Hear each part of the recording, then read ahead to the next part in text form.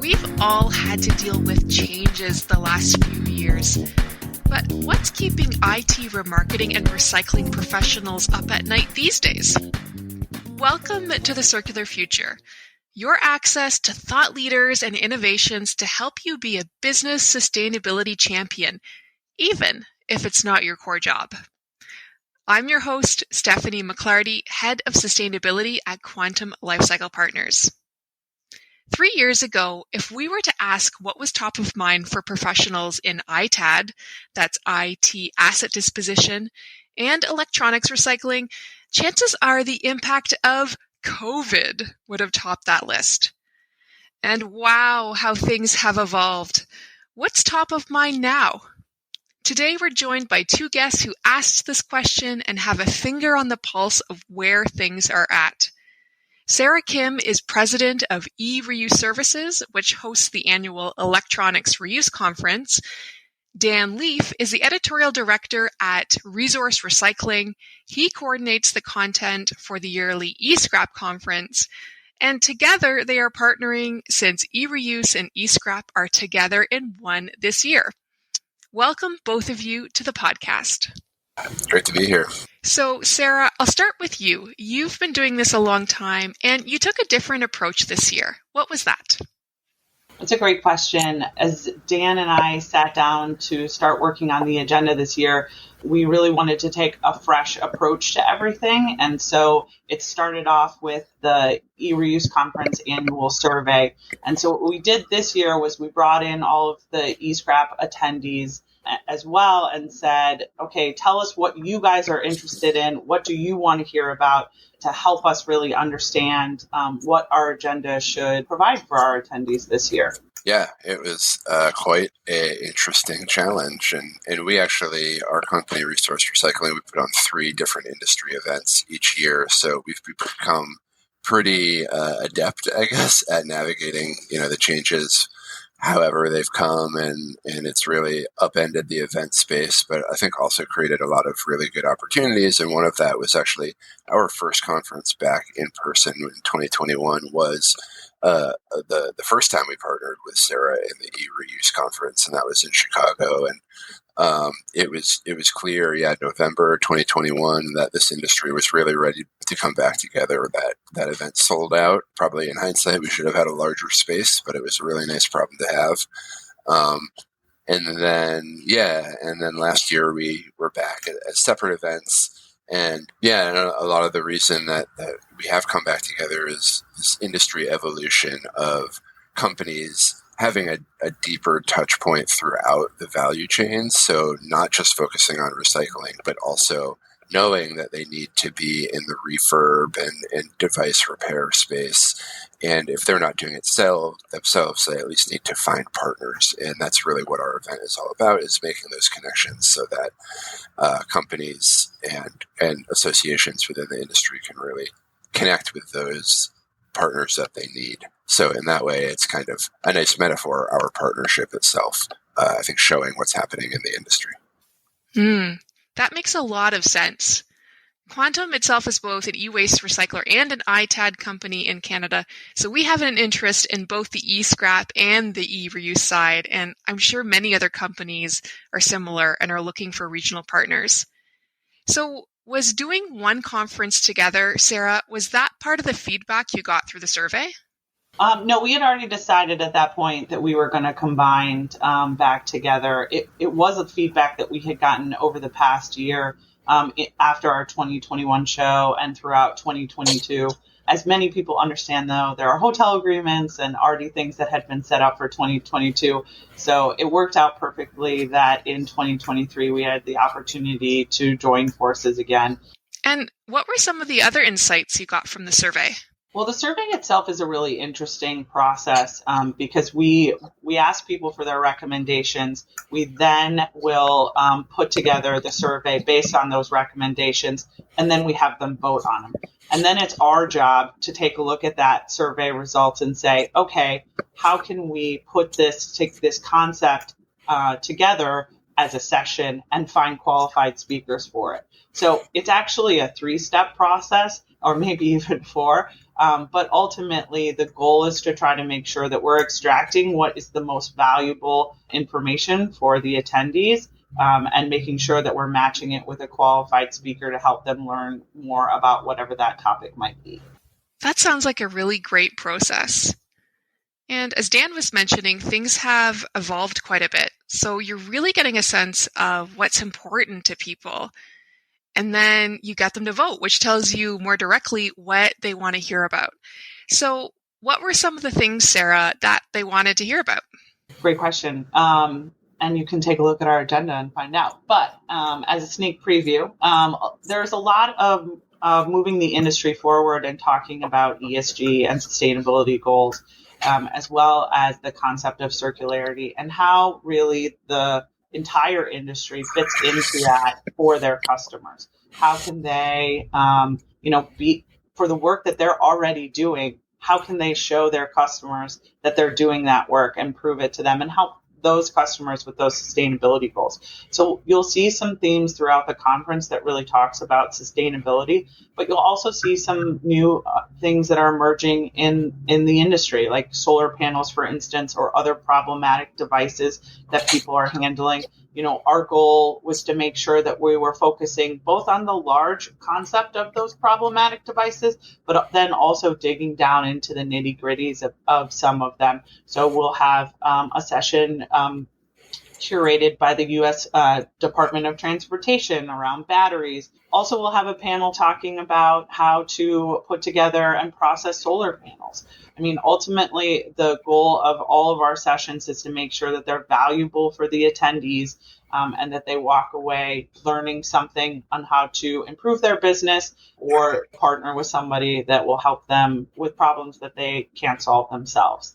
We're also really excited about our mobile repair day, where small repair shop owners will be able to come and talk about best practices in mobile repair. They have a much more outward-facing clientele, and so when they're dealing with customers walking in all day and fixing individuals' phones, it's a really different kind of process than some of the other ITAD companies that are working with large corporations. So we thought that maybe we would pull out a section of the agenda and really focus on the things that they need to hear about and things that would be valuable for them.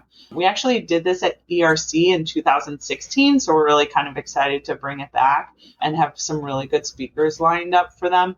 So it's all getting pretty exciting. The other thing that we did, one more thing in the agenda this year is we really focused on tracks. So we pulled out things that had to do with marketing specifics, things that had to do with employee health and safety and the environment. And we made them their own specific tracks so that companies can bring multiple employees to make sure that they're hitting all of those agenda items and all of those agenda sessions are being attended. That's really smart, because I know Quantum has a big contingent going with different roles, different areas of expertise. So having those tracks allows whoever attends to really get what they need out of the conference.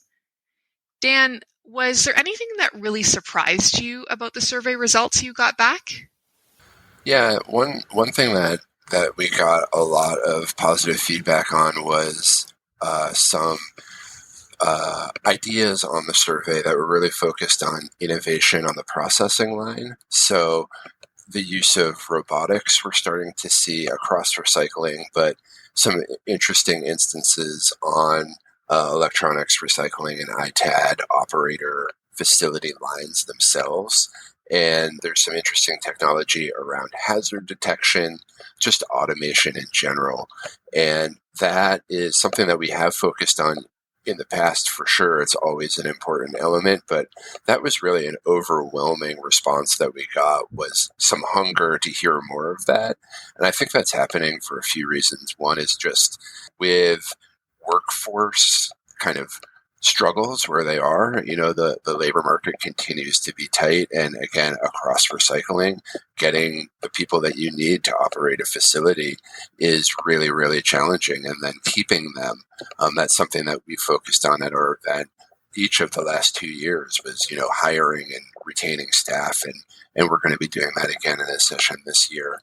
But I think that plays into this trend toward automation because a lot of this technology is getting to the point where it is there, it's reliable, and it can allow operators to not have to have those people that are trained and there on the line. And often what that means is that those people that have been with the company can move to some other parts of the business that are maybe not quite as dangerous or monotonous. So I think that's an important point to bring out there, is that there is this trend toward automation, but also it's not a thing where we expect human beings to be completely replaced. But hopefully in some of those dangerous spots that they would be. And I think everybody wins in that situation. And along similar lines, safety at the facility is something that is always a topic that we want to be hitting. Recycling, as you know, Stephanie, working in this industry, it can be dangerous and accidents do happen. It's a very unknown stream that's coming in sometimes, especially with the batteries that are more and more prevalent throughout the device stream, and Sarah mentioned a little bit of that. And so on the second day of the conference, we're actually going to have a session that's organized by our friends at the Institute of Scrap Recycling Industries, or ISRI. They're a really big sponsor this year, a big collaborator, and they're putting together a session looking all about the steps that you take to set up a facility for safety. And we're doing it kind of in a really tangible way, and a way that we've never exactly done it before, just kind of showing this is what needs to be done and all the different elements of an operator's business to make things as safe and as reliable as possible. So we're really looking forward to that, and we really thank ISRI for coming in and helping us out with that, because that is their expertise. That sounds like another great example of a partnership, and also a really great, valuable opportunity for anyone attending. Dan, you mentioned automation was something that companies were really interested in, and health and safety. Was there consensus across the board on the topics people wanted to hear, or did you have some differing results? Yeah, we always have differing opinions in everything we ever do, which makes the job fun, but also can be challenging. Do people want to hear more about the legislation and the higher level conceptual ideas like ESG and sustainability, or are they more interested on what's happening on the ground, like Sarah mentioned, the marketing track and the environmental health and safety track? I think we're always kind of pulled in those two directions in terms of high-level discussions about where the industry and society is going and its use of technology and what that means for end-of-life devices versus, hey, I am running this facility. I need to do it faster and more efficiently, and I need help doing that. So we're always kind of trying to do both of those. And then somewhere in the middle is the discussion about markets. And so what is the value of the metals that are coming out of recycled devices, or what is the value of a Chromebook, that companies are taking in and then repairing and then moving back into the marketplace and maybe connecting people to technology that wouldn't have it otherwise. That those are, the literal bottom line for companies. And so we have some good insight on what's happening in those markets, both high level and a little bit more tactile as well. So, Sarah, I'm curious about how you take two conferences that have most often operated separately and you bring them under one umbrella. How have you made that happen? Well, we really like each other. Yeah, a lot of it is about communication, right? And dividing up resources, but then also supporting one another. I think as event planners who love this industry, right? There's some real passion around what we do. And so there's a real mutual respect. And so it's really nice to be able to work with somebody else who loves recycling as much as you do, and loves reuse and old electronics. And so it's really fun to be able to work together to put this on, but it also inspires all of us to really add some new things to the agenda. And add some new things to the conference that are going to be pretty exciting for us. So in a short answer, I think it's just a lot of hard work, some good communication, but then also playing off of each other's strengths in order to make it the best that we possibly can for the whole industry. Sarah puts up with my jokes pretty well. At least pretends to laugh. So it's true. It's true. I do laugh. They are funny sometimes. Yeah. Sarah, why do you think it's important to attend an event like this? I mean, attending this event is a commitment from a company to spend time away and spend money attending the conference, getting there. Why should a company do it? I always say that I want my attendees to walk away realizing what their ROI was. And so I always challenge attendees or sponsors to really think about what do they want to get out of going to this conference? What do they want to achieve while they're there? And sometimes you achieve things that you don't realize you are going to achieve. But I think over the last 3 years, we've really realized how much we miss being in person with people and how much more productive you can be when you are face to face. I think sometimes, email and technology and Zoom and all those things have been really great. But at the end of the day, there's sometimes when you just need to be face to face in a room and you just need to talk some things out. And you don't know who you're going to meet. You might meet a new prospect. You might meet a new partner. Ultimately, it's the opportunity for the entire industry to be together in one place, and which is why we've really been using the tagline, one event, the entire industry, bringing everyone together, allowing them to do that networking face to face. We really do believe is going to be valuable for people.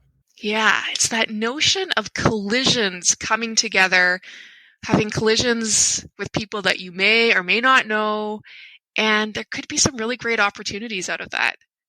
Dan, I see you nodding your head. Yeah, I think I would add that in all of the conferences that I help develop, for the recycling industry, whether that be electronics, municipal, plastics, which are the verticals that we live in, one of my main goals is to give people kind of the energy and inspiration to go back and do their work better, because most people in this business or in any business, it's kind of a reality that things get to be a grind. And especially, again, coming out of COVID, where there's been a lot of challenges, across the every spectrum in society. But I think recycling in a lot of ways has had its own unique challenges.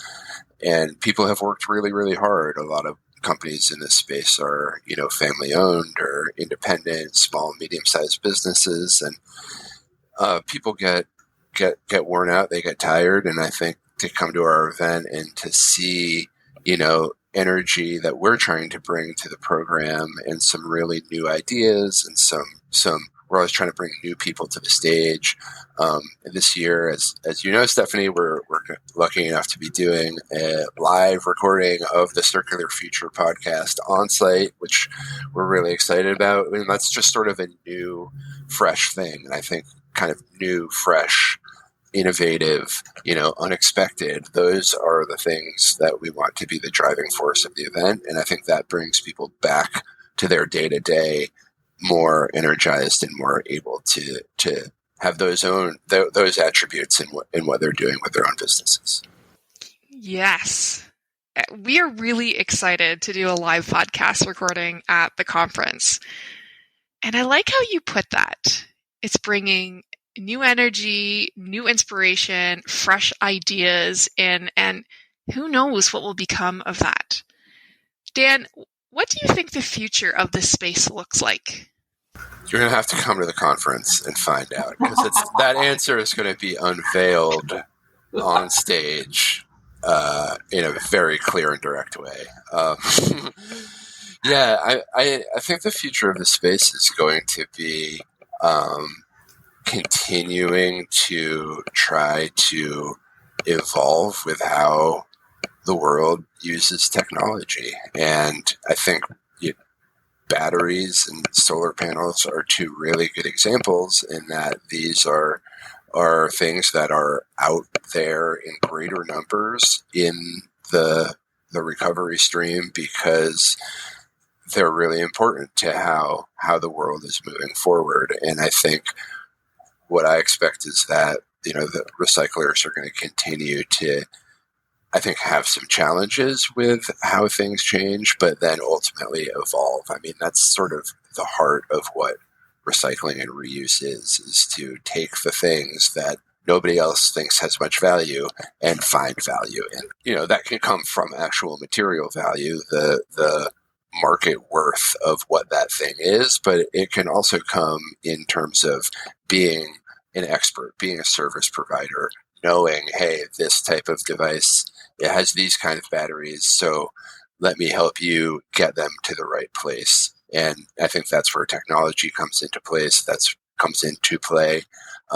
And that's where just, I think, ingenuity comes into play. So we've seen sort of that notion of being a service provider for the corporate sphere and helping them manage technology, whether that be recycle, whether that be refurb, whether that just be storage and redeployment to another site.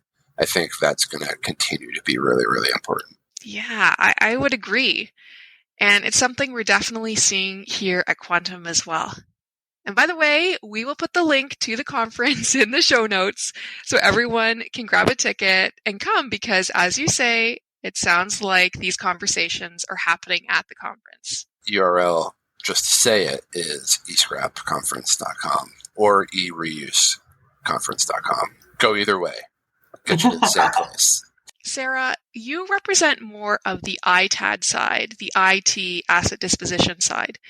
What do you think the future of this space looks like? I think there'll be a lot of collaboration that will come out in the next couple of years. I know a lot of companies are working with one another in making this world a bit smaller in some cases. I think looking at the footprint of where your customers are and how you can efficiently process their equipment is really going to become more popular for the industry. I think we've seen in the last couple of years a number of OEMs be more inclusive and participate more in helping the design of products be a little bit more friendly for repair. I think the industry has done a good job in trying to move that forward and that partnership. And I'm looking forward to seeing what the fruits of our labor of all of that work is going to do.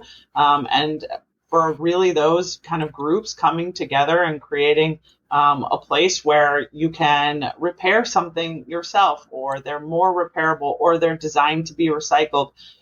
Ultimately, we're all, guests on this planet. And if we are working together to make sure that we are leaving it a better place than when we found it, I think we'll be better off. So I really think the future is going to be about collaboration. Collaboration. Yes, I agree with that wholeheartedly. As we close out this conversation, Sarah, what would be one piece of advice you would give to attendees as they're attending the conference to get the most out of it? Yeah, I would say push yourself a little bit out of your comfort zone. We're going to be doing a lot of different things this year that might surprise people. We're going to do some focused speed networking. We're going to have a demo wall area. We're going to do our exhibit hall in this area that has like natural light and a balcony. We're really working on these like tracks, to kind of specifically nail down things that are really valuable for people. I mean, we're doing a lot of things that are pretty creative, and we're doing them really thoughtfully to ensure that they're really valuable for people. So I guess my piece of advice is for all attendees is really, step out of your comfort zone. Go to that session that, you think you're a little bit interested in, but you're not an expert in, or, say hello to somebody that you have never met before. really try to kind of step back. And while you're going to get to see all your old friends, you're also going to be able to meet a whole bunch of new people that might really change your business or expand your business. And this is actually the 20th year for both of our conferences hosting these events. And so bringing them together just felt really natural to bring the entire industry together under one roof. That was awesome. And you will find me at the speed networking. I love that. Good. Dan, what about you? What's your piece of advice? Yeah, I would say, really just go in and sign up at the highest level sponsorship and bring like your entire team, like way more than seems necessary. Just bring everybody. I think that's how you really get the most out of the show. But no, seriously, I think sense of humor that I like. Yeah, this is why it works well, because he has this dry sense of humor. I laugh, and then he has some really insightful comments. Anyways, go ahead. And I think,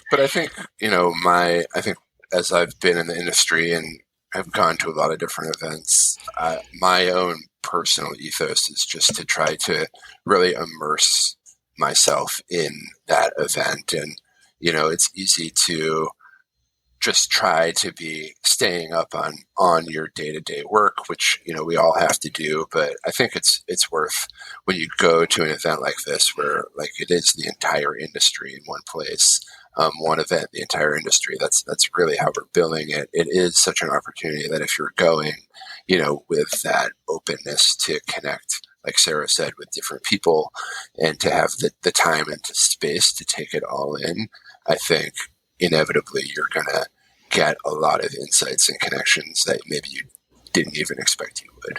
So. Okay, so one last time. Dan, how do we get tickets to the event? Yeah, go right now, this very instant, to escrapconference.com, and registration and all of the details, the full lineup of sessions and workshops, it's all up there now. So escrapconference.com. And we'll put the links below. Thank you so much. I am personally very excited for the conference. So I look forward to seeing you in September. Look forward to seeing you. Thank you so much for having us. See you in New Orleans. And remember, if you're looking for a partner in ITAD and E-Waste Recycling, particularly in Canada, we'd love to chat. Head on over to quantumlifecycle.com and contact us. This is a Quantum Lifecycle podcast, and the producer is Sanjay Trivedi.